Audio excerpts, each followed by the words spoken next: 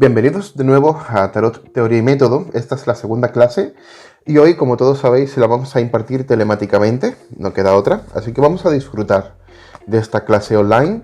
Esperemos que se escuche bien, que se vea bien y vamos a comenzar repasando puntos de la clase anterior, de la primera parte, de forma muy resumida.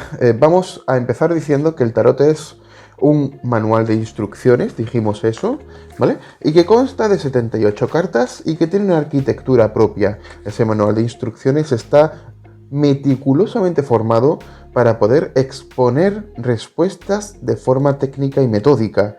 De ahí que necesitemos una teoría y un método para saber leer tarot de forma consuetudinaria y sin riesgo o margen real de fracaso de lectura, ¿vale?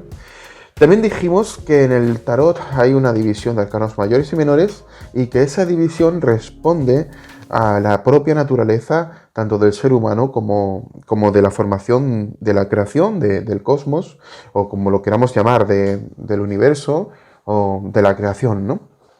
Lo que en Kabbalah se llama Bereshit, ¿no? Bien, los arcanos mayores representan el potencial de crecimiento que tenemos los seres humanos. De hecho, los arcanos mayores, de forma romántica, podríamos decir que es el conjunto de mensajes que tiene el alma o que tiene el espíritu que nos empuja a mejorarnos a nosotros mismos, generando estrés en nosotros, puesto que estamos muy cómodos en nuestro día a día intentando ser felices y de repente llega el aprendizaje espiritual o el aprendizaje de vida, obligándonos a movernos, obligándonos a entender qué es esto de la vida y a aceptar nuestros propios defectos y a sublimar nuestra personalidad, ¿no? Entonces, los arcanos mayores tienen que ver con ese potencial de crecimiento que tenemos, ese margen, y los arcanos menores tienen que ver con nuestra propia constitución de la personalidad. Y dijimos que hay 4 palos, porque cada palo representa una pulsión del ser humano o una fuerza representativa del ego. Están los bastos, que representan la fuerza libidinal creativa. Está también las copas, que representan la fuerza emocional receptiva. Están también las espadas, que representan la fuerza mental también activa. Y finalmente están los oros, que representa la fuerza de revelación en la materia, que es receptiva realmente, aunque nosotros pensemos que estamos en la vida para trabajar, realmente no depende de nosotros tanto la revelación de esa satisfacción en los oros, sino en los otros palos, ¿no? Que son más activos, ¿no? Que el oro es el último y por tanto cierra el circuito de los arcanos menores, de los palos, ¿no? Bien, como dijimos, tanto los mayores y los menores tienen que ver con los Olamot, los 4 mundos que en la Kabbalah se llaman Olamot, que forman a su vez pues toda la creación que dijimos antes, ¿vale? Y hay una correspondencia directa entre palo y mundo. Hay el mundo superior, el mundo de la libido creativa, es el mundo del cual emanan todas las ideas creativas y toda la fuerza de vida. Y fijaos que el palo de los bastos representa eso, ¿no? Por ejemplo, el palo de las espadas representa el mundo de la mente, el mundo de Yetzirah, se llama así, no hace falta que lo sepáis, pero hay 4 mundos que forman la creación en la cual nosotros habitamos, y en cada mundo se encuentra un palo. Cada palo representa un mundo de nuestra vida y de la propia creación, ¿no? De cómo nosotros interactuamos con la creación a través de esos mundos, que son internos y también externos, ¿no? Puesto que yo tengo una mente, pero también hay una mente universal. Yo tengo un cuerpo, pero la planeta Tierra también tiene cuerpo, vosotros también. Hay un cuerpo, hay una fisis, ¿no? Hay una naturaleza que nos rodea. Y así todo, ¿no? La constitución del mundo se puede encontrar de forma somera en el tarot, ¿vale? Es algo muy interesante, ya veremos en otras ocasiones eso, que es muy técnico y es un poco lioso, así que vamos a seguir elaborando y construyendo el caso, ¿no? Bien, también dijimos que el tarot tiene combinaciones cuasi infinitas, y puse el cuasi por no decir infinitas, puesto que vimos que a 2 cartas pues tiene unas, a 12 cartas tenía una millonada, y realmente aprenderse las combinaciones es una apuesta perdedora. Aprenderse las combinaciones como un papagayo solamente va a hacer que cuando entre una combinación que no termines de manejar, pues te quede bloqueado. Entonces, la única forma de aprender realmente tarot es yendo a la raíz del conocimiento, eso dijimos. Y esa raíz del conocimiento no se encuentra en las combinaciones, se encuentra en el ADN del tarot, ¿vale? ¿Cómo es que el tarot tiene ADN? Pues bien, dijimos que el tarot tiene una estructura y una arquitectura. Y hay un enfoque para entender el tarot que es el enfoque organicista, ¿vale? Entendiendo el tarot como un organismo que está vivo y que se autoconstituye y que está delimitado. Y de hecho es así, está delimitado porque tiene 40 cartas de arcanos menores, 16 cartas de figuras y 22 cartas de arcanos mayores, lo sabemos, ¿verdad? Y por tanto esa delimitación y esa estructura interna obedece a sus propias reglas, a sus propias leyes, y justamente un organismo hace eso. Tiene sus propias leyes, sus propias reglas, y para poder entender el juego del tarot debemos entender esas reglas, ¿vale?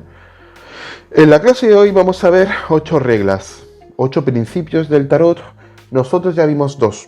En la clase anterior vimos el principio universal que establece que todas las cartas están contenidas en una y una carta está contenida en todas.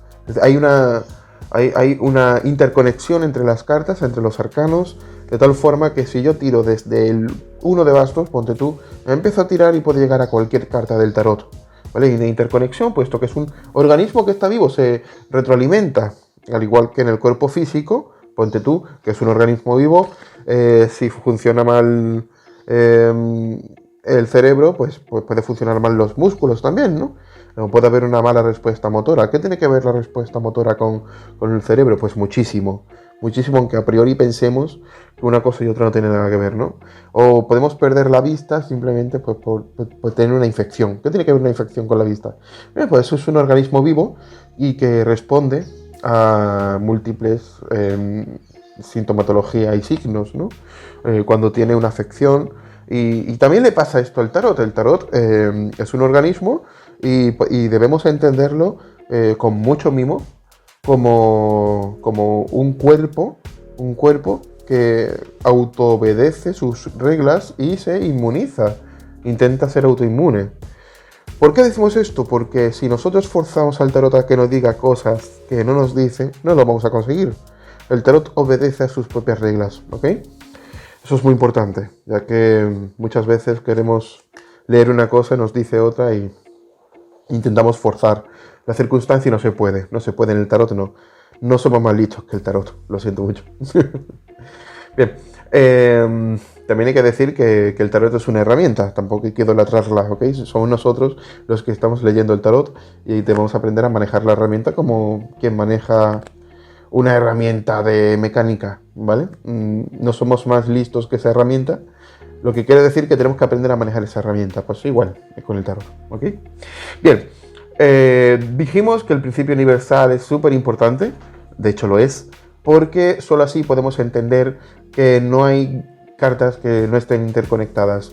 A mí muchas veces me dicen, pero ¿cómo esta carta y esta otra quiere decir eso, Antonio? Y es muy fácil, por el principio orgánico. A mí me encanta, cuando aparece la carta 15 y 19, ponte tú, me encanta hacer un arco del 15 al 19, que es 16, 17 y 18. Están implícitas, no están explícitas, puesto que la tirada es 15 y 19, pero podemos ver que del 15 al 19 hay un viaje. Está la torre, está la estrella y está la luna. Es un viaje en el que tenemos que bajar a los infiernos con el 15 para poder encontrar una verdad incómoda y tener esa ruptura con esa verdad incómoda que nos está aprisionando en la torre.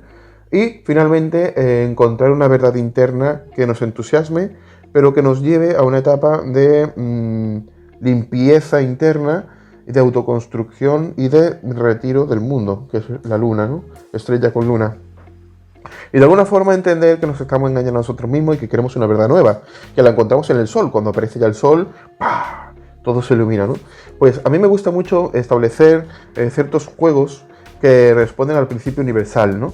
En el que hay cartas implícitas pero no explícitas, por ejemplo, o en el que hay lecturas que son colaterales pero que obedecen a este principio y no obedecen a una lectura explícita, sino a una lectura implícita de las cartas que estén sobre la mesa, ¿vale?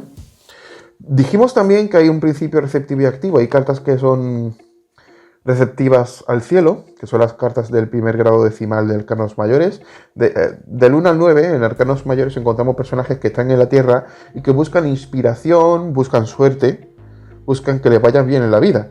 El mago quiere que le salga bien el truco de magia, el emperador quiere tener suerte con su imperio y ser próspero y ser amado por su propia gente, y el papa espera pues entender bien el mensaje de Dios, la justicia espera aplicar las leyes de forma sistemática y correcta. Es decir, que del 1 al 9 son entidades sociales que están elaborando un objeto social, un objetivo social, y contribuir así a una sociedad, a una humanidad, y que necesitan el influjo de algo superior, que puede llamarlo suerte, puede llamarlo energía, puede llamarlo inspiración, intuición, lo que quieras.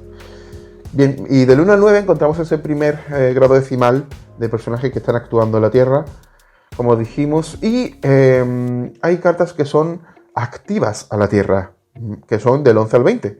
Del 1 al 9 hemos encontrado que son cartas receptivas al cielo, como el mago que alza su varita mágica, alza su varita para que la fuerza la dote de inspiración. La carta de la fuerza, que es el 11, es activa a la Tierra, es activa a la Tierra, quiere preñar de inspiración al mago, es la parte masculina del mago, valga la redundancia. Y el mago es receptivo al cielo, por tanto es femenino. Hay un principio femenino en todas las cartas del 1 al 9, porque están queriendo recibir algo para hacer otra cosa, ¿vale? Esto es muy interesante, quedaos con eso, ¿eh?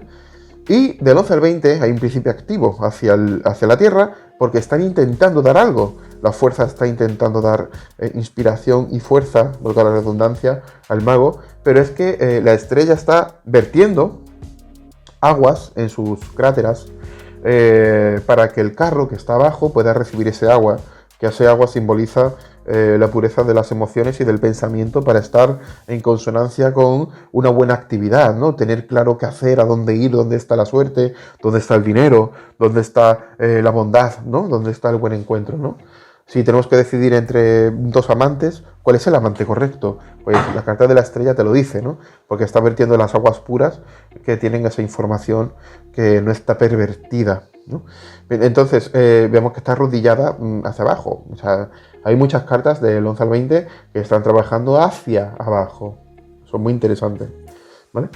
Bien, y este principio efectivo activo es el segundo principio de los 8 que vamos a ver hoy, ¿ok? El tercer principio tarótico que hoy vamos a ver es el principio mediante el cual las cartas obedecen a la naturaleza, evolucionando siempre y acumulando todo su conocimiento y su información para procesarla y crear una nueva conciencia o un nuevo estado del ser consciente, ¿vale? Un nuevo estado de eso, de alerta y de conciencia, ¿vale? Conciencia entendido como ser consciente de, no es nada espiritualoide, pero entronca con principios muy filosóficos y muy puros, muy profundos, de ser consciente de algo de lo que antes no te percatabas, ¿no? Entonces es muy importante entender que, por ejemplo, la carta 2 es menos consciente que la carta 5. Del 2 a 5 hay una evolución, ¿vale? Esa evolución permite que la papisa se convierta en papa, ¿vale? Lo que implica que hay un principio de progresividad en el tarot mediante el cual se puede establecer que, aunque la propia tirada nos diga que una persona ha tirado hacia el pasado o ha cometido una torpeza, un fracaso, o simplemente pues ha roto su vida por la mitad o ha vuelto a las drogas, imaginaos que una tirada dice que corremos el riesgo de caer en algo que sea un terrible error. Bien, pues incluso así, El tarot lo que nos advierte es que incluso ese error es una suma, no es una resta. ¿Y por qué es una suma? Porque aunque nosotros caigamos en un obstáculo en nuestra vida, ese obstáculo acumula la experiencia y la información de haber vivido todo eso para después autoimpulsarse hacia una nueva forma de ser consciente de, ¿vale? Imaginémonos que yo soy drogadicto, que caigo en las drogas de nuevo, pese a que estuve 20 años fuera de las drogas.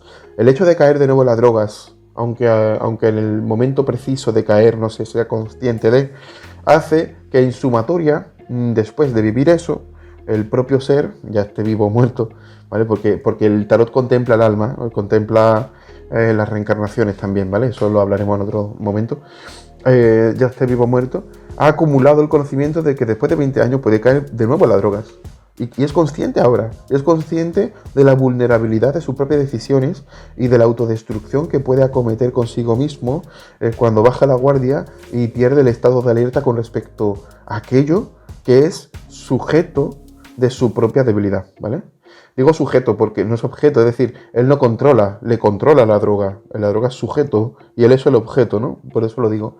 Entonces, en este esquema, incluso el tarot es siempre muy optimista, pero no optimista de una forma vaga, optimista de una forma técnica, porque lo que te está comentando es que el alma, aunque se equivoque, aunque caiga en una perspectiva autodestructiva, el alma al final siempre suma y siempre saca plin, plin, a lo largo de la jornada, al final del día, después de todo, siempre saca provecho y rédito de sus propias experiencias, ¿vale? Este principio se llama principio de progresividad. El principio de progresividad se puede ver bien en el hecho de que en el tarot nunca se puede restar, nunca, pero siempre se puede sumar. Es decir, si aparece esta tirada, 2 y 5, ¿vale? 2 y 5, vemos papisa y papa, podemos sumarlo y es 7. 2 y 5 son 7, lo que en efecto esta tirada, 2 y 5, papisa y papa, indicaría, si sale así tal cual, indicaría que hay un estudio y una acumulación de información y de conocimiento que nos lleva a una profesionalidad y a una maestría, y que estamos buscando esa maestría para poder cultivarnos y encontrar el lugar en el mundo para nosotros que nos permita pues compartir para el mundo cosas importantes antes de irnos al otro lado, ¿no? Es decir, es una meta de vida excelsa que nosotros conseguimos a través del conocimiento y del estudio, ¿no? Pero es que hay algo más. Sumamos 2 y 5 y encontramos el 7. La carta 7 es el carro, ¿ok? El carro, como arquetipo básico, habla de triunfo y habla de movimientos, de trabajo, habla de un encuentro con el mundo, sentirse a gusto con tu propia vida, ¿vale? Entonces, podríamos hacer esta técnica, ¿vale? Lo voy a apuntar aquí en el ordenador. Tengo aquí el ordenador para poder ir trabajando en la clase. Así estamos, para después repasarlo. Podríamos añadir el 7, que es esta carta, aquí en el centro como representación de la sumatoria, ¿vale? Y ahora tenemos 2, 7 y 5. 2, 7 y 5. ¿Se puede hacer esto en el tarot? La respuesta es sí, puesto que el tarot, como hemos dicho, obedece a unos principios. Y si te sales de ellos, no sabrás leer tarot y fracasarás leyendo tarot. Pero si respetas los principios taróticos, que entroncan con la cábala, por cierto, ¿vale? Y con la numerología y las matemáticas, si respetas estos principios, podrás leer siempre con éxito. Eso es importante, ¿vale? Eso es súper importante. Entonces, el carro en el centro indicaría lo siguiente. Ahora redimensionamos la lectura, ¿vale? Que antes hicimos, hacia la siguiente forma. Una acumulación de conocimiento y de estudios, una preparación que tú estableces, que tiene como meta llegar a un nivel excelso de conocimiento en un campo concreto, mediante el cual ser profesional, ser referencia y poder trabajar para el mundo, para mejorar el mundo. Podría ser un médico, un doctor en filosofía, en letras o en ciencias. O podría ser simplemente pues un psicólogo, ponte tú, ¿vale? Pero es una persona que se ha cultivado durante años para ayudar a los demás, ¿vale? Interesante. O podría ser un doctor en tarot, ponte tú, ¿vale? Bien. Y además se siente súper a gusto con ese rol, súper bien, consigue el dinero para vivir y le le vienen ofertas de forma habitual, es decir, no tiene ni que molestarse en conseguir trabajo porque el trabajo le llega, las oportunidades le llegan y además esas oportunidades le capacita para viajar, para estar en movimiento y para conocer gente interesante. Todo eso diría estas dos cartas con esta sumatoria, ¿ok? Hemos añadido el 7 pues para ver claramente el mensaje de la sumatoria, ¿eh? Pero igualmente yo cuando leo cartas, yo no añado esta, ¿vale? No añado el carro, simplemente me quedo con el 2 y el 5. Y de ahí que yo haga lecturas tan largas con dos cartas, ¿vale? Porque yo tengo 2 y 5, empiezo a leer el 2, empiezo a leer el 5, empiezo a leer la progresión 2 y 5, que como dijimos, de forma implícita tienen el 3 y el 4. Podríamos hacer eso, que no lo he hecho ahora, ¿vale? Y añadimos el 7. Entonces ya ahí sumamos contexto, que es un contexto válido, es un contexto validado por el tarot. Eso es muy importante, ¿vale? 2 y 5, pues yo podría decir, es una persona que acumula conocimientos, se está esforzando, mantiene una actitud optimista con respecto a estudiar y formarse. Pasamos al 3 y al 4. Es una persona que piensa en su futuro. Es una persona que está preocupada también por conseguir algo en su vida que le estabilice. Y de hecho piensa constantemente en conseguir un contrato con aquello que está trabajando. Pero también le da miedo dejarse llevar simplemente por un trabajo y un contrato y no acometer la meta elevada a la cual está llamado, ¿vale? Entonces, bla, bla, bla, bla, todo eso está en el 3 y el 4. Hasta que llegas al 5 y después le añades el 7. Todo eso lo puedes hacer simplemente mirando el 2 y el 5 y mentalmente haciendo pues la sumatoria con el 7 y luego la lectura implícita del 3 y el 4. ¿Vale? ¿Me he explicado? Muy bien, pues con dos cartas la podemos liar, como veis. Muy interesante, ¿vale? Bien, pues el principio de progresividad, vuelvo a ello, el principio de progresividad lo que establece es que nosotros en el tarot, en la lectura, tenemos que tener en cuenta que el tarot obedece al principio natural de que no puedes volver al pasado. No puedes. You cannot. ¿Vale? Puedes cambiar el pasado a través del presente. Es decir, si tú no perdonaste a tal persona, puedes perdonarla hoy. Es como si eliminaras, ¿vale?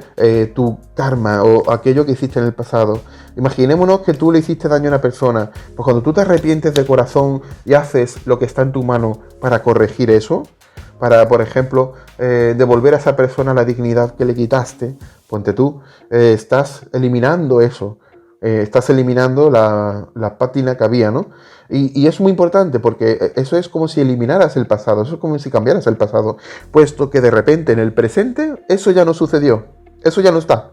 Cuando en el presente no está aquello que en el pasado estaba, es como si hubieses cambiado el pasado, ¿eh? Pero no se puede volver al pasado, es decir, yo no puedo volver al día 5 de marzo y hacer otra cosa. Lo que yo puedo hacer es desde el presente modificar el presente para que el pasado también se modifique. Me explico, ¿no? Bien, es como una forma de modificar el ADN del tiempo, ¿no? Pero no puedo viajar al pasado. Entonces, eso es muy interesante. Tenemos responsabilidad en el presente, pero no en el pasado. Y ese principio de progresividad también atiende a ello, ¿ok? El principio de progresividad lo que nos intenta indicar sobre todo es que no importa lo que suceda, lo que importa es tanto nuestra responsabilidad de actuación, de ser conscientes y de sublimación de las circunstancias, ¿no? Ya veremos un poquito más adelante también esto, porque hay otro principio ligado a esto que he comentado. Todos los principios están estrechamente ligados, puesto que la lectura obedece a estos principios. Es tontería, ¿no? Muy bien. Principio de progresividad. Después del 1 viene el 2. Es así. Después del 1 no viene el 0. Tú puedes estancarte en el 1, pero no puedes viajar al 0. No puedes. You cannot. También, si estás en el 3, podrías pasar al 2, podrías estancarte en el 3 y podrías estar mirando hacia el 2. Es decir, imaginémonos que tú estás en una relación, en un 3 y que te vas a casar, vas a llegar al 4. Pero tienes miedo y estás demorando el casarte. Estás en un 3 eterno, cada vez que hables del tema, uy, me ha surgido algo, y estás mirando hacia el 2. ¿Por qué? Porque estás pensando... ay, cuando éramos novietes y simplemente pensábamos en mantener sexo, placer y disfrutar de la pasión y amarnos el uno al otro sin pensar en estabilizar nuestra vida, en comprar un piso, bla, bla, bla, bla, bla. Miramos hacia el 2 de forma melancólica, como mira el emperador hacia el pasado, ¿vale? Pero eso no implica que volvamos al 2. Eso implica que me he estancado en un 3 porque no quiero ir al 4, ¿vale? Pues el principio de progresividad dice eso. Dice que yo puedo estar en el número de forma eterna sin seguir. Pero no es cuestión de que no haya un movimiento, sino que lo estoy reteniendo. El estatismo no es tanto real como la ausencia de movimiento, inducida, ¿no? Por decirlo así. Entonces, eso es muy interesante también entenderlo, porque así también se ve que en los elementos de la naturaleza, el tarot dice que el estatismo es algo disfuncional. Disfuncional. Cuando algo no se mueve es porque no funciona, digámoslo así. Cuando una relación no se mueve es porque no funciona. Cuando unos estudios no dan fruto ninguno, es que no funciona, etcétera, ¿no? O sea, el movimiento es lo natural. Incluso el fallar, ¿vale? Pues después lo veremos porque el fallo también está contemplado. El fallo no es un error, ¿ok? Es parte del sistema. Bien, continuamos. Queda claro, ¿no? El principio de progresividad establece que después del 5 viene el 6, no viene el 8. No viene, ni siquiera viene el 5, ni el 4, ni el 3. Viene el 6. ¿Podemos pasar del 6 al 8? Bueno, podemos pasar por el 7 muy rápido, pero eso no significa no pasar por el 7.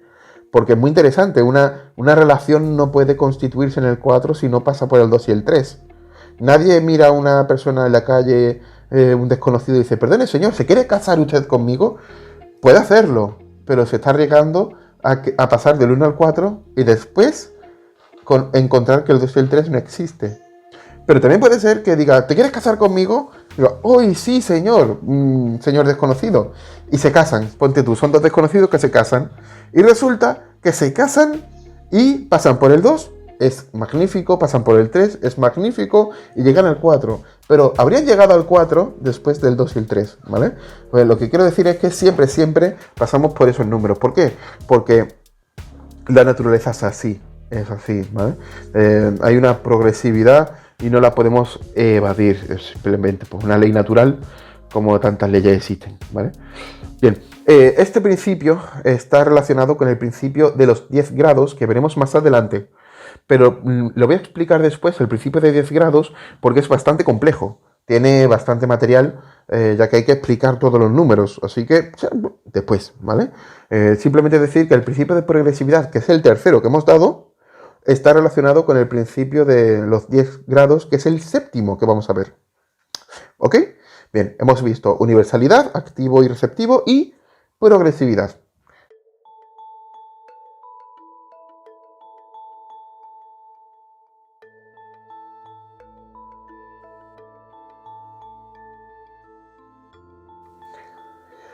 Hola de nuevo. El principio número 4 es el que establece que aunque haya un señor muy guapo en una carta, la carta no es masculina, lo siento mucho, no hay cartas muy viriles y cartas muy de mujer, muy femeninas, ¿vale?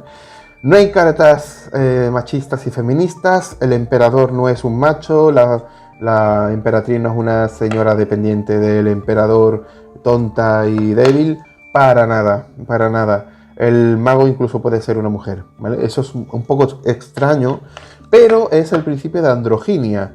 El principio de androginia dice que las cartas son masculinas y femeninas. Siempre son masculinas y femeninas. A priori son todas así. Ejemplo, la carta del mago es femenina y masculina. Y podemos dividir la carta en dos secciones. La sección izquierda y la sección derecha. ¿Ok? A ver, que me hago un lío. La sección izquierda es esta y la sección derecha es esta. ¿Vale? Me hago un lío porque como estoy al revés, estoy con la carta al revés y encima estoy hablándole a una máquina, pues ya ves tú, me puedo hacer un lío. La sección izquierda es la pasiva, la receptiva y la femenina. La sección derecha es la activa y la masculina. Y en cada carta podemos observar símbolos símbolos en la izquierda y en la derecha. Esos símbolos nos dictan cómo es la actitud receptiva o femenina y activa o masculina de cada carta, ¿vale? Eso es muy interesante. Por ejemplo, en la parte masculina de la carta, espérate que me estoy liando. Sí, en la parte masculina de la carta vemos que hay una varita mágica que se alza, ¿ok? ¿Por qué en la carta del mago, en la parte masculina, hay una varita que se alza? Muy fácil, porque es lo que hace el mago, o sea, es la actitud activa o la actitud masculina del mago. Por actitud masculina debería entenderse por el ¿qué está haciendo? ¿Qué hace? Por la actitud femenina debería entenderse por ¿qué está recibiendo? ¿O qué espera? ¿Qué espera recibir o qué está recibiendo? ¿Qué anhela, qué desea recibir? La actitud masculina sería ¿qué está haciendo? ¿Qué incentiva? ¿Qué impulsa? ¿Vale? ¿Qué movimiento genera esta carta? Cabe decir que masculino y femenino en la tirada no tiene nada que ver con hombre y mujer. Nada. Nada. Lo digo porque hoy en día en esto hay muchos problemas, porque hay personas que piensan que el tarot es machista, feminista o lo que sea. Y lo cierto es que no lo es. No lo es porque es simbólico. Es decir, no está hablando de mujeres u hombres, está hablando de energías y fuerzas masculinas o femeninas. Y esto es muy importante entenderlo. Ni la ciencia es machista, las personas son machistas, las ideas pueden ser machistas, pero no la ciencia, no las técnicas que proceden de principios que son asépticos.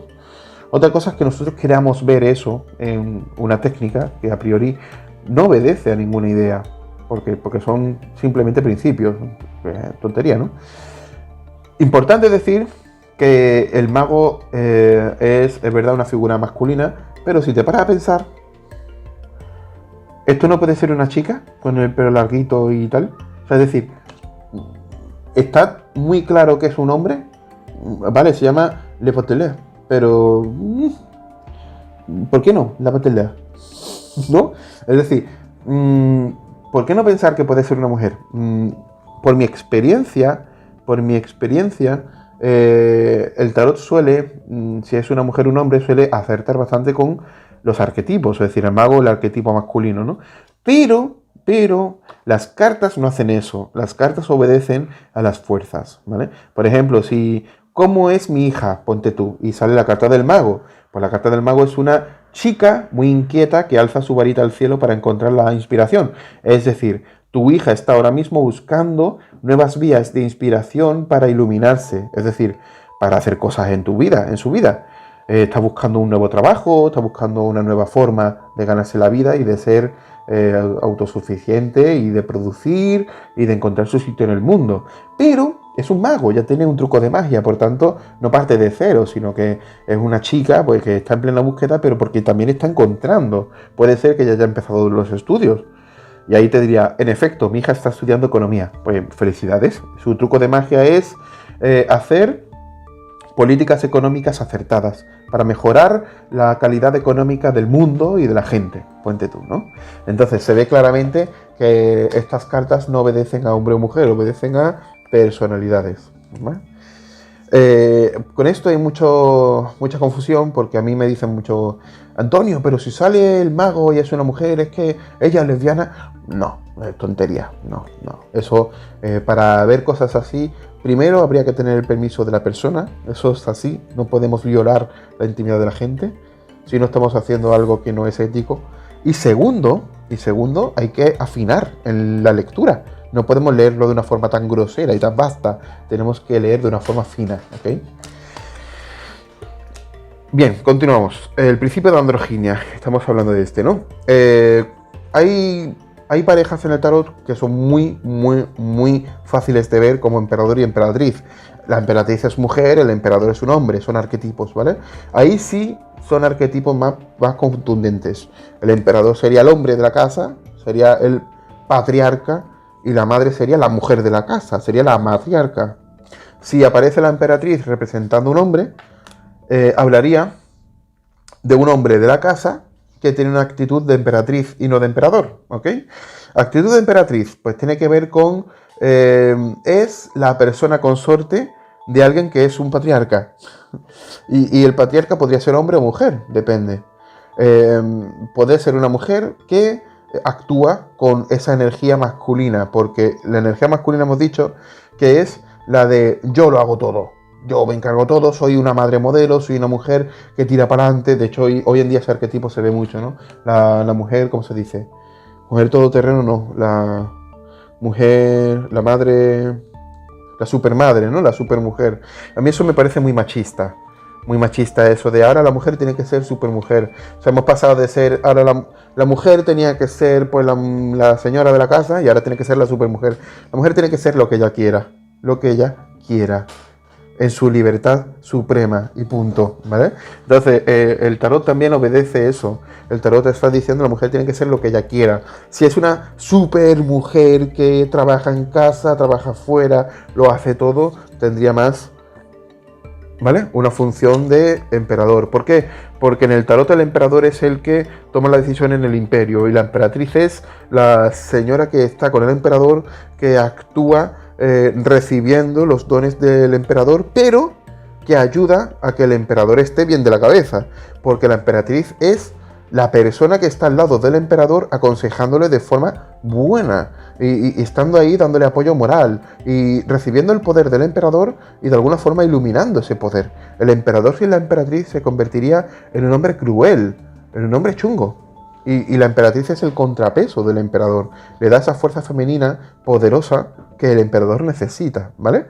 Con esto quiero decir que si, por ejemplo, en un hombre se aparece la carta de la emperatriz, diría que ese hombre tiene una energía femenina en la relación. Y eso es positivo, ¿vale? Porque él sería el apoyo de esa mujer que ahora está pasando por una etapa en la que tiene que trabajar fuera. Y a lo mejor él está más en casa o simplemente se ocupa un poco más de los niños, etc. Y se han repartido así las competencias. Nosotros no somos quienes para valorar si eso es bueno o malo, o si eso es una relación o una familia desestructurada o no. Eso son tonterías, porque el tarot no juzga, ¿vale? El tarot lo que está diciendo es, actualmente ese hombre tiene una actitud de emperatriz, está aconsejando a su mujer y está ayudándola a que sea fuerte y a tirar para adelante, puesto que su mujer lo necesita actualmente, puesto que está pasando por una etapa de estrés y de mucho movimiento, ¿no? Y si el hombre sale como el emperador, significaría que el hombre está súper preocupado en ganar dinero, en proveer a su familia, en hacer que la familia esté contenta y esté proveída, ¿vale? Por ejemplo, mi papá fue así. Tenía ese rol, ese arquetipo de hombre proveedor. Para él, su imperio era su familia. Mi hermana y yo éramos lo más importantes del mundo para él, junto con su esposa, ¿no? Y para él, su vida fue darnos esa felicidad y darnos las oportunidades de fracasar, de acertar, de encontrarnos y de perdernos, y al final de construirnos, que eso es lo que hace un buen emperador.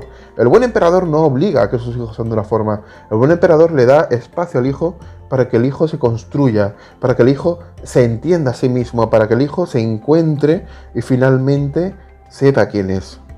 Entonces, en ese sentido, un hombre que aparece como emperador en un rol familiar implica que es un hombre que está súper preocupado por el bienestar de su familia y por proveer a su familia de todo lo que necesita, en aspectos tanto fisiológicos como en aspectos emocionales, para higienizar las emociones y para mantener a la familia emocionalmente estable, pero también en términos motivacionales, para que el niño sepa que quiere ser de mayor, que el niño no esté confundido, no se dé a una vida de la vagancia. Igualmente la niña y la esposa pues esté contenta y tenga cubiertas sus necesidades motivacionales, ¿no?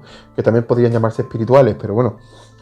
Entonces, eso sería el emperador en estado puro. Vamos con la emperatriz, que la emperatriz está ayudando al emperador a encontrar ese punto. Sería casi como la psicóloga del emperador o el psicólogo del emperador. Y esa emperatriz lo que está haciendo es simplemente ver el trabajo de su marido, del emperador, entenderlo y asistirlo todo el rato, que es tan agotador como el trabajo del emperador, puesto que el emperador toma decisiones. La emperatriz ayuda al emperador a darse cuenta de cuáles son las decisiones correctas. Y cuando el emperador se equivoca, la emperatriz se lo hace saber. Y a veces sin palabras, simplemente con gestos. El emperador, cuando siente que es un mal padre de familia o se ha equivocado, el emperador se vuelve loco. Al emperador le pasa algo chungo. se deprime. A lo mejor no se lo dice a nadie, pero se retrae y se lo calla y se lo guarda para sí mismo, pero se siente mal. Se siente mal porque a lo mejor ha fracasado como padre, o a lo mejor lo siente así, y no es verdad, ¿no? A lo mejor siente que ha fracasado como marido, pero tampoco es así, porque él tiene la necesidad de proveer, no tiene la obligación de que todo el mundo pues sea como debería ser, ¿vale? Porque eso no está en manos de nadie. Y además que eso es incorrecto, porque nunca se sabe cómo es una persona realmente. Puede ser que tu hijo salga, ¿qué te digo yo?, homosexual, cuando tú pensabas que era heterosexual. ¿Eso es malo o es bueno? Eso ni es malo ni es bueno, eso es, ¿no? Y las cosas son, y ya está, y la aceptación forma parte de todo esto. Pero el emperador en sí mismo es una persona que siempre intenta que todo sea perfecto. Y eso es muy importante. Y la emperatriz le ayuda a ver que es muy flexible y que tiene que aceptar, tiene que ser un buen padre. Pero un buen padre es amoroso, no es castrante, no es distante en términos emocionales. Es una persona que dice te quiero. Y es una persona que más allá de decir necesitas dinero, también lo que dice es necesitas un abrazo, que eso es muy importante, ¿vale? Y eso aunque para el emperador es signo de debilidad, pero para la emperatriz es signo de fortaleza y poder. ¿Por qué? Porque la emperatriz como ser femenino sabe la importancia de recibir amor, de recibir cariño. Pero el emperador como signo masculino sabe de la importancia de dar lo que el otro necesite, pero no entiende eso de recibir. El emperador no está hecho para recibir, está hecho para proveer, para dar, para entregar. O sea, el emperador tú le dices, tengo un problema y ya te lo está solucionando. Pero tú le dices, es que nunca me dices te quiero y es que a lo mejor no le sale. ¿Vale? Ese es el problema de muchos emperadores en el mundo. O sea, es decir, de muchos padres de familia que a lo mejor parecen fríos, parecen distantes, pero es que son emperadores. ¿Vale? Son personas que están hechas para proveer, no están hechas para entender el amor. El amor es una cuestión más de entregar para recibir que de dar para sí mismo, ¿no? Es decir, el amor tiene un principio masculino y femenino, está claro, pero el lado femenino tiene la responsabilidad de hacer entender al lado masculino las leyes del amor, ¿vale? Entonces, eso se ve muy claro en el tarot, por este principio de androginia en el que lo andro y lo ginia, ¿vale? Es decir, lo masculino y lo femenino se encuentran. Porque para el emperador proveer significa que todo esté bien, pero para la emperatriz proveer significa recibir. Y recibir a lo mejor es recibir un abrazo, pero para el proveedor un abrazo no significa más que algo que no suma. Lo que suma son 5 euros, ¿no? Porque 5 euros suman 5 euros más a tu cuenta corriente. Pero un abrazo no suma más a tu cuenta corriente, no suma más en tu estado académico, no suma más en términos materiales, ¿no? Un abrazo no hace eso. Pero la emperatriz sabe que un abrazo sí suma en otros términos, ¿vale? Entonces, es muy interesante porque el emperador no es que no quiera dar un abrazo, sí lo quiere dar, pero no le sale porque está programado para ser proveedor, no está programado para ser receptor. Y no entiende al receptor, eso es muy interesante. Por eso el emperador y la emperatriz se necesitan. Se necesitan porque el proveedor no entiende al receptor. No entiende que el receptor es como una vasija que necesita ser llenada de amor, de aceptación, de entendimiento. Es como el marido que no entiende que la mujer simplemente necesita sentirse aceptada, querida, admirada, ¿vale? Y la mujer no entiende al proveedor. La mujer muchas veces, es decir, la fuerza femenina, mujer digo porque es una emperatriz, ¿ok? No porque sean mujeres, porque es la emperatriz. La emperatriz no entiende que el proveedor no entienda al receptor. Entonces, ambos deben hacer el trabajo de aceptar al otro y entender que el otro no entiende y hacerlo entender. ¿Me explico? Entonces, el principio de androginia va mucho por ahí. Va mucho por ahí porque ya solo con este principio tenemos una clase entera. El Papa, por ejemplo, el Papa es una figura masculina. ¿Quién dice que no es una mujer? ¿Es un hombre a priori? Bueno, sí. Tiene barba. Las mujeres no tienen barba. La barba, en simbología tarótica, representa sabiduría, representa envejecimiento, sabiduría, senectud, ¿vale? Pero senectud entendido como en la antigua Grecia, ¿no? Como El senado proviene de senectud, ¿lo sabéis? El senado, senectud, viene justamente de la palabra de ancianos, que significa literalmente sabios. Los ancianos son sabios, se supone, ¿vale? Es la etimología. Entonces, el Papa tiene barba, la barba simboliza esa sabiduría, esa ancianidad, ¿vale?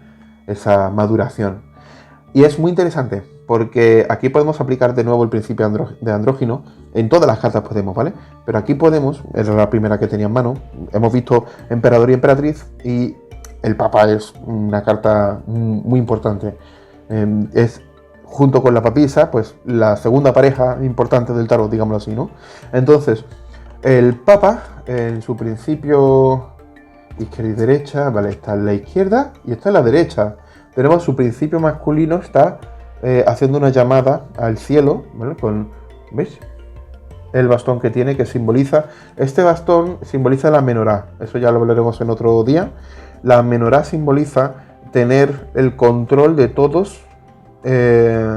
las dimensiones internas de uno mismo, tener el control de tus emociones, de tus pensamientos, tener una absoluta fortaleza en todas las manifestaciones internas de tu ser, controlarlas y ser conscientes de ellas, ¿vale? Por ejemplo, si el Papa fornica sabiendo que está fornicando, no se deja llevar por la pasión, sino que antes de hacerlo dice, yo quiero hacerlo, sí, deseo hacerlo ahora, sí, ¿qué consecuencias tienen estas y estas? Ok, lo hago. Es decir, el Papa siempre toma una decisión proactiva y no reactiva de las cosas. De ahí que tiene el control. Cuando el Papa da una bendición siendo consciente de que da una bendición. No da una bendición como si fuera una tontería pensando, tengo ganas de irme a mi casa. No, da una bendición y tiene la bendición en su ser, ¿ok? Tiene el control. Está interconectado con el lado superior, digámoslo así. De hecho, se ve también en ¿veis? Los dos pilares que tiene detrás. Eso simboliza Jaquín y Boaz, que son los pilares del templo de Salomón. También, súper interesante, que simboliza que él en el fondo ha cruzado el umbral que separa el cielo de la tierra, lo ignoto de lo no oculto, ¿ok? Entonces, el Papa es un personaje muy importante, súper interesante, y actúa con el bastón. ¿Por qué? Porque aunque pensemos que el Papa está sentado, que lo está, y por tanto no está haciendo nada, ese bastón en la zona masculina lo que representa es que el Papa actúa constantemente bendeciendo a la gente de alrededor, porque es un Papa, para que tomen sabiduría, conocimiento de la realidad que él conoce, que es la realidad oculta de Dios, puesto que el Papa es el representante de Dios en la tierra. Por tanto, el hecho de que en su lado masculino ejerza la función del bastón, que el bastón es en tarot símbolo de poder, como hemos dicho, es poder, tener control. De hecho es curioso, porque el emperador también lo tiene, ¿verdad? Y hay una cosa interesante, el bastón, ¿dónde lo tiene? En la izquierda, en la zona izquierda, la zona femenina. El emperador tiene el bastón en la zona femenina, mientras que el Papa tiene el bastón en la zona masculina. ¿Esto qué quiere decir? Esto quiere decir que el emperador recibe un poder, recibe y lo hereda un poder. No lo ha hecho él, lo ha heredado, ¿ok? Pero el Papa no, el Papa lo crea. El Papa podría no hacerlo, pero lo hace. Aquí se ve perfectamente porque un imperio tiene herencia.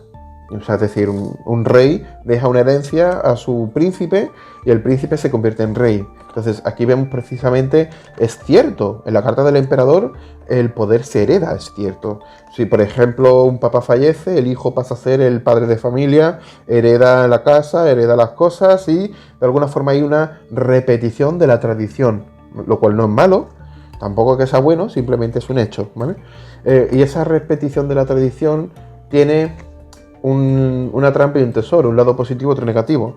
El lado positivo es que mantiene la continuidad de la estirpe y por tanto preserva la calidad y las bendiciones y las bondades de todo el esfuerzo de los antepasados. Todo lo que un papa hizo se mantiene gracias a la virtud de la herencia y de la repetición de la tradición a través de sus herederos, ¿no? Y claro, también se corre el riesgo de que los herederos se vean atrapados en la herencia y no sepan darle una nueva dimensión, porque los herederos tienen la obligación moral, o la obligación, tampoco moral, la obligación conductual de redimensionar la herencia para dotarla de modernidad, ¿no? De no estar anclado en el pasado, sino no ser anacrónicos, darle una nueva concepción para que no se extinga. Un ejemplo de esto lo vemos en las ideologías. Mucha gente que ha recibido una ideología comunista y se queda en el comunismo rancio, o se queda en el capitalismo rancio, y lo cierto es que hoy en día el mundo es complejo y no se puede ser de izquierda o de derecha. El mundo es complejo y hay que entender de ciencia política, de ciencia económica, de ciencia, ¿vale? Entonces, en ese sentido, el que recibe una herencia comunista, ideológica, del siglo XX, pues recordemos que en el siglo XX hubo 2 pedazos de guerra mundiales y murió millones de personas por ideologías de mierda. Entonces, perdonad que lo diga así. Entonces, aquel que hereda una ideología de mierda y se queda ahí anclado en un mundo que es complejo y que no atiende a ideologías, sino que atiende a métodos y técnicas, porque la economía no entiende en el fondo de ideas, entiende de las leyes económicas. Y eso hay que entenderlo, hay que estudiarlo. Y no hay más, y no hay más. Tú puedes ser comunista, puedes ser liberalista, puedes ser lo que tú quieras, pero a lo largo del día hay que tener una actitud científica, una mentalidad científica, porque si no, no buscarás la objetividad, buscarás la subjetividad de tus ideas, ¿no? Y claro, ese es el gran riesgo de heredar, el gran riesgo del emperador como heredero del emperador que fue su papá. Eso es un riesgo, ¿eh? Y encontramos que el Papa, por ejemplo, tiene una actitud, como dijimos, positiva y activa frente a su poder, lo que implica que a él no le han dado el poder, él se lo ha ganado. De hecho, el Papa no es el hijo de, excepto de los Borgia, ¿no? Pero el Papa hoy en día tiene que ser elegido, tiene que ganarse su puesto, por decirlo así. Tiene que ser elegido y no se hereda ese puesto. Ahora, el Papa del Tarot no representa un Papa de la Iglesia Católica, representa un maestro espiritual. ¿Tú crees que le dan el título al maestro espiritual? No se lo conceden, él se lo gana, porque él trabaja para ser un maestro. Ser un maestro no es algo extrínseco, es interno. Nadie te lo da, tú te lo ganas porque tú te formas como maestro, consigues la maestría. Es por eso que el Papa actúa, pero no recibe la maestría, se la gana para poder compartirla en el mundo. ¿Ok? Bien, el principio de androginia se ve claro cuál es. Vamos al siguiente principio, que es el de... Bueno, el principio de androginia está muy anclado a un principio que hemos visto de pasada. Así que aunque es el último, vamos a comentarlo ahora, que es el principio mediante el cual se comenta que todas las cartas, absolutamente todas, tienen un lado oscuro y un lado luminoso. Tienen una oportunidad para crecer, pero también tienen un obstáculo para estancarse. Todas, ¿vale? Es el principio del obstáculo-oportunidad, ¿vale? Se denomina así. Y ese principio comenta que todas las cartas son un reto, como si fuera una especie de ritual en la vida que hay que acometer para poder salir airosos y salir vencedores, ¿no? Como hemos dicho por el principio de progresividad, en la naturaleza del tarot, todo es acumulativo y todo sirve a un propósito de crecimiento espiritual o de la conciencia. Y es curioso porque el principio del obstáculo-oportunidad obedece al principio de la progresividad, pero también obedece al principio de la androginia. Ambos, ¿no? Bueno, obedece a todos los principios, pero esto en particular. Porque este principio establece que en todas las cartas hay un obstáculo que representa el número y una oportunidad que representa el arco entre el número que es y el número siguiente. Por ejemplo, La carta del colgado es un 12, es la segunda carta de su familia. Su familia empieza con el 11, es el segundo grado decimal de arcanos mayores, el 11 es la fuerza y la carta número 2 es el colgado. Pues el colgado, al ser un 2, tiene el obstáculo y la oportunidad del número 2. Cada número tiene un obstáculo y una oportunidad, pero voy más allá. Hay que aprenderse los obstáculos y las oportunidades de cada número, pero en cada familia ese número tiene una dimensión diferente. Mientras que en el 2, los obstáculos y las oportunidades entroncan con la elaboración del conocimiento óptimo dentro de nosotros y el encuentro con la sabiduría para poder formarse e ir más allá. En el 12, el colgado, el obstáculo y la oportunidad tiene que ver precisamente con cómo nosotros gestionamos nuestras fuerzas para poder lidiar con todo aquello que ofrece resistencia en nuestra vida a nuestro crecimiento. La carta del colgado podría ser tener que pagar facturas. Tienes que aprender a sobrellevar las facturas, a ver tu economía, a manejarte. Y si tú no deseas aprender, te encuentras un obstáculo porque el mundo te obliga. Tú no puedes no pagar facturas, ¿no? Pues si quieres tener una vida más o menos equilibrada, ¿no? Entonces, es curioso porque la carta del colgado lo que implica es la necesidad de tener que lidiar con aquello que no es cómodo. Eso no está en la papisa, necesariamente. La papisa está sentada, mientras que el colgado está colgado, ¿no? En el colgado hay un principio de incomodidad latente que no está en la papisa. En la papisa hay un cierto entusiasmo interno por aprender las leyes del universo, entender las cosas, ¿no? Y eso no está en el 12, ¿vale? En el 12 hay una necesidad de confrontar aquello que sea incómodo para poder absorber el conocimiento de esa incomodidad y salir airosos hacia adelante. ¿Cuál es la oportunidad del colgado? La oportunidad del colgado es crear dentro del espacio de la incomodidad, crear un espacio cómodo, hacer que aquello que a priori nos genera mucha resistencia, nos genera mucho dolor o nos hace sentirnos súper incómodos con la vida, hacer de eso un espacio en el que yo lidio, yo tiro para adelante y no me preocupa y no me genera ninguna resistencia real. Me puede generar un principio de resistencia, pero después digo, cambio el chip y para adelante. Como por ejemplo el tema de las facturas, ¿no? Pagar facturas puede ser incómodo, pero cuando tú tienes que pagarlas y dices, bueno, pues las pagaré. Las pagaré una por una cuando pueda y ya está. Cambias el chip y ganas dinero y las pagas. Mientras vas ganando dinero las vas pagando y ya está. Y vas aprendiendo la dinámica de la vida y delegas las incomodidades a la funcionalidad de la vida, a cómo la vida actúa y funciona y cómo tú te asocias con eso. Tienes que trabajar y tienes que vivir, ¿no? Pues el principio de obstáculo y oportunidad están en todas las cartas, ¿vale? Pues está en todo el tarot. Y convendría aprender, ¿vale? Lo veremos, el obstáculo y la oportunidad de todos los números, ¿ok? Todos los números tienen su propia naturaleza y es muy importante entender que todo, según el tarot en la naturaleza, obedece a un número, todo. De hecho, eso se dice mucho en numerología, ¿verdad?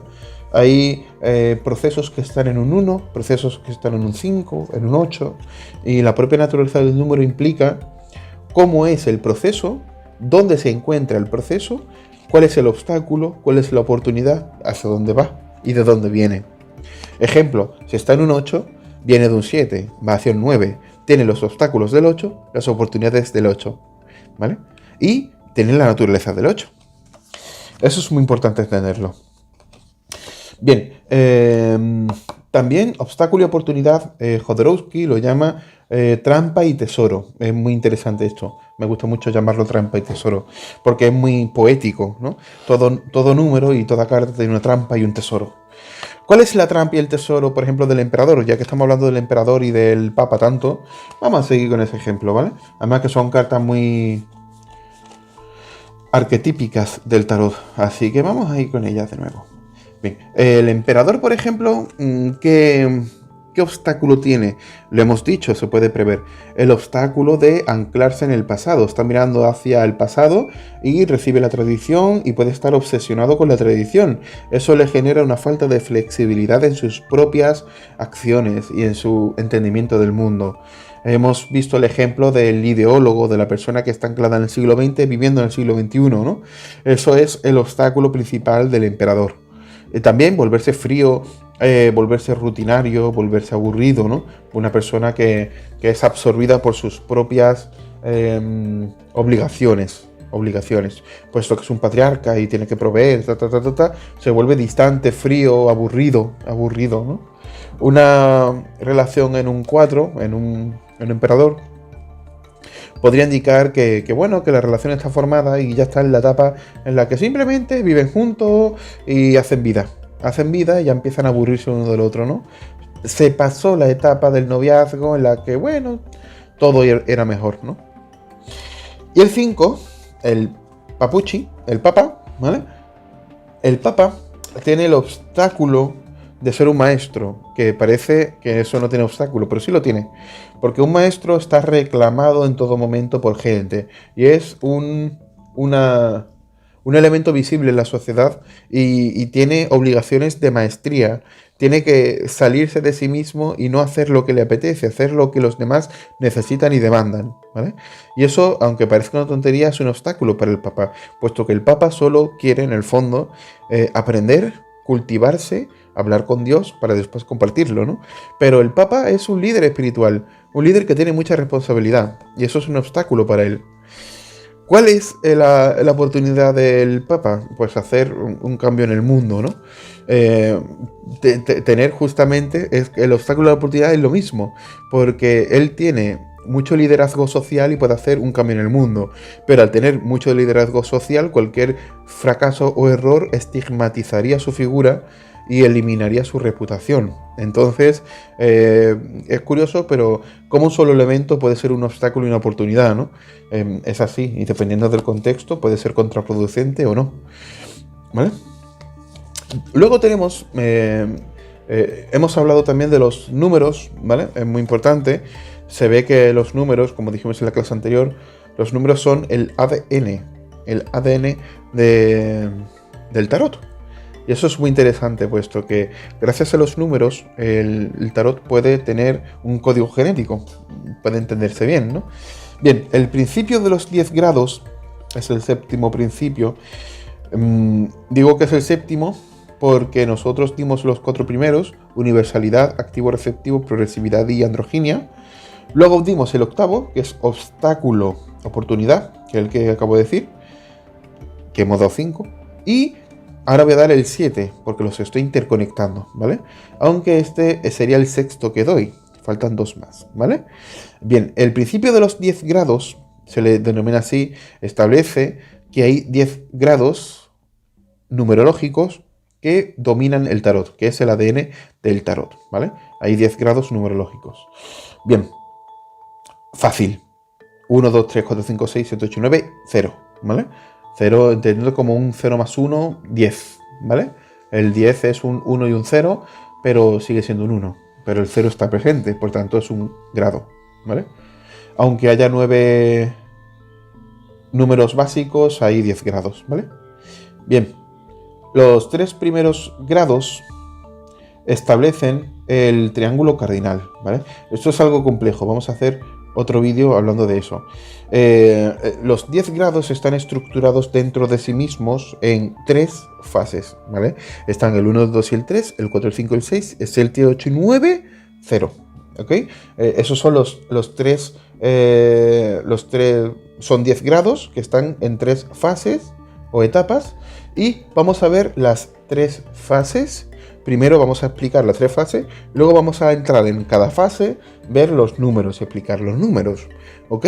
A grosso modo, decir que hay 10 grados, dije que hay 3 fases, y la primera fase, como dije, es la que se llama el triángulo cardinal. Cada fase se le llama triángulo. ¿Por qué? Porque tiene 3 grados, tiene 3 ángulos, ¿vale?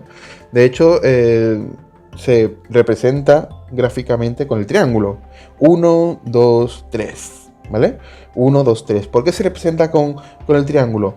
Porque el 1 parte de, el 2 está en la cúspide de y el 3 de nuevo está abajo. Es una gráfica lineal en el que se expresa cómo es la experiencia que se está contando. Mientras que en el 1 conoces a alguien y no sabes ni quién es, pero te gusta, en el 2 estás en el pico porque wow, es increíble.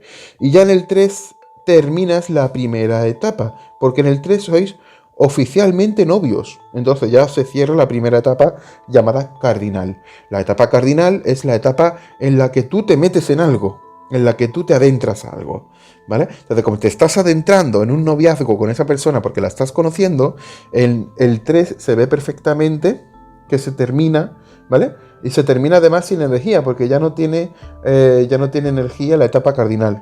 ¿Por qué? Porque ya la energía está en el siguiente triángulo, ¿vale? En el siguiente triángulo, que sería el segundo, que es el triángulo fijo, ¿vale?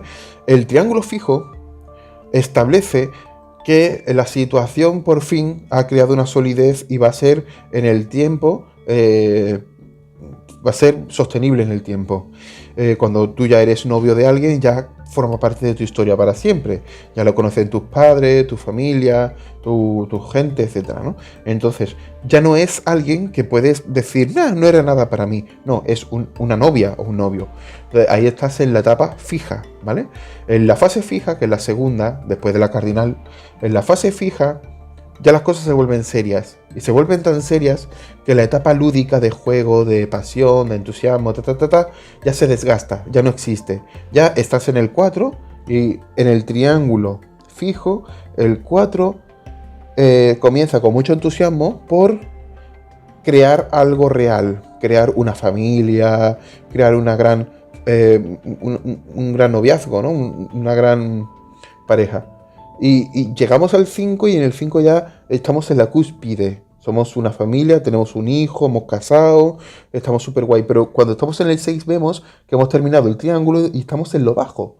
Porque es la etapa en la que todo es tan aburrido ya, todo es tan repetitivo, tan rutinario, que en el fondo a veces coqueteas con la idea de romper, con la idea de liberarte de esa cosa que se repite y vivir cosas nuevas, vivir cosas entusiasmantes, vivir nuevos unos, ¿vale? Entonces, pero es normal, porque en el número 6 siempre pasa eso. En el grado 6 siempre pasa eso, siempre. Es una especie de reto y además en el 6 hemos terminado el triángulo fijo, o rompemos el triángulo fijo y pasamos al siguiente, o no hay nada que hacer, o nos quedamos en el triángulo fijo para siempre. Quedarse en el triángulo fijo y no avanzar es terrible, terrible, y muchas relaciones, por ejemplo, están así. Pasar al siguiente triángulo sería lo natural, ¿vale? Pues esto que hemos dicho por el principio de progresividad, que hay que pasar siempre a los siguientes, las cosas evolucionan. Y cuando estamos en un 6, las cosas evolucionan para un 7, pero si tú no das el paso al 7, te quedarás en un 6 cuando tu vida es un 7 y tú estarás sintiéndote raro, necesito algo que no tengo, me siento desplazado, estoy mal, estoy deprimido. Claro, porque vives un 6 cuando tu vida debería ser un 7, me explico, ¿verdad? Y cuando saltas al 7, estamos en el triángulo 7, 8 y 9, ¿vale? 7, 8 y 9, que es el último triángulo, el tercero, se le llama el triángulo mutable. Cardinal, fijo y mutable. El triángulo mutable tiene 7, 8 y 9. 7, 8 y 9. Y en el 7, 8 y 9 encontramos que la situación ya ha pasado de ser mega sólida a pasar la etapa de solidez y rigor a la etapa de la perfección. Fijaos que la etapa de la solidez no es perfecta, es muy imperfecta. Estamos buscando una solidez por completo, pero hipotecamos a cambio cosas que son muy necesarias, como por ejemplo el entusiasmo, la pasión, la entrega, la frescura, la originalidad, la creatividad, todo eso están en el primer triángulo, pero no en el segundo. Pero en el tercero vuelve a aparecer. En el 7 ya nos da igual romper o no, pero amamos a la persona que tenemos a nuestro lado y nos preocupamos por ella y hablamos ya con más franqueza. Y en el 7, como hemos pasado por el 6, hemos destapado nuestras vergüenzas, hemos hablado con nuestra pareja sobre aquellas cosas que a mí me limitan en la relación y que desearía cambiar, y todas estas cosas que a mí me oprimían, ¿no? El 7 es una especie de triunfo de la luz frente a la oscuridad. Y ahí ya vale todo dentro de la pareja, no fuera, dentro. Lo que implica que a lo mejor la relación se vuelve tan visible para ellos, tan sincera, que ya no hay secretos. Ya no hay secretos. A lo mejor se cuentan las vergüenzas que antes les daban vergüenza contar. Y claro, en el 7 ya se entienden. En el 8, ¿ves? Que estamos en el pico superior. En el 8 hay una fijeza, hay una solidez total de la perfección que están construyendo. Ya es como si fueran almas gemelas. Son almas gemelas. Porque en el 8 ya han construido una perfección total, ¿vale? En el triángulo de lo mutable. ¿Y qué ocurre? Ocurre que si caminan al 9, en el 9 se toparán con una suerte de crisis existencial, ¿vale?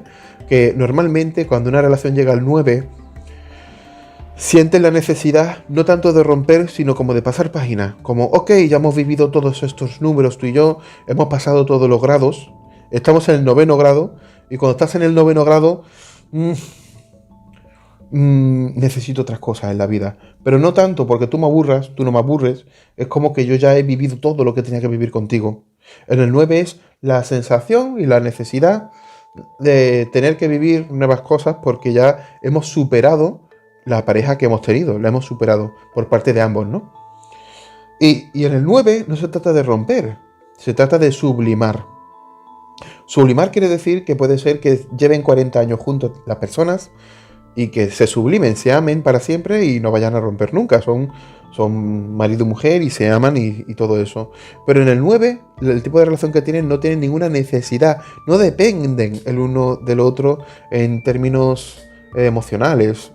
Son personas que se aman, se respetan, se admiran, todo eso, pero han llegado a un nivel de sublimación espiritual en la pareja que hace que la pareja no se necesite, no es una pareja dependiente o tóxica, es una pareja desde el amor excelso, ¿vale?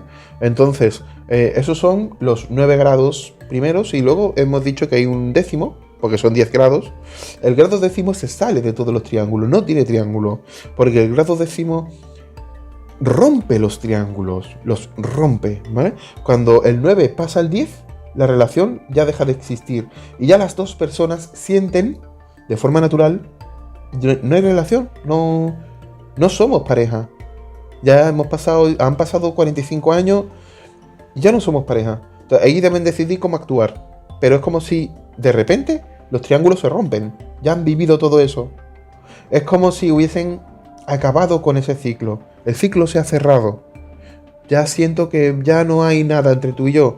Aunque yo te amo con locura. Te amo con locura. Pero te amo con locura como amo a una hermana. ¿Vale?